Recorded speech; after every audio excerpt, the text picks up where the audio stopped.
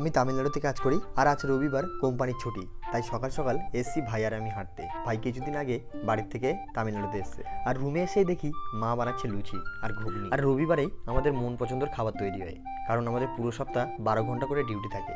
আর এই রবিবারে আমরা একদম জমিয়ে খাই, কারণ কোনো চাপ থাকে না, কোনো টেনশন থাকে না, আর সবাই মিলে একসাথে বসে আনন্দ করে খাই। কিন্তু সেটা বড় কথা না, বড় কথা হচ্ছে এখন তাড়াতাড়ি খেয়ে একটা জায়গায় ঘুরতে যাব।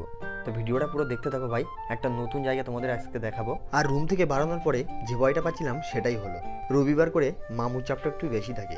আর এক গাড়িতে 3 জন যাচ্ছিলাম বলে চেকপোস্টে ছিল পুলিশ, তাই চেকপোস্টটা পার করে আবার গাড়িতে উঠে পড়লাম। কিন্তু সালা মামু পিছন ছাড়ছে না, আবার সেই মামু। তাই এক জায়গায় আমরা দাঁড়িয়ে পড়লাম, আর তারপরে দেখলাম মামু আর একটা রাস্তায় চলে যাচ্ছে।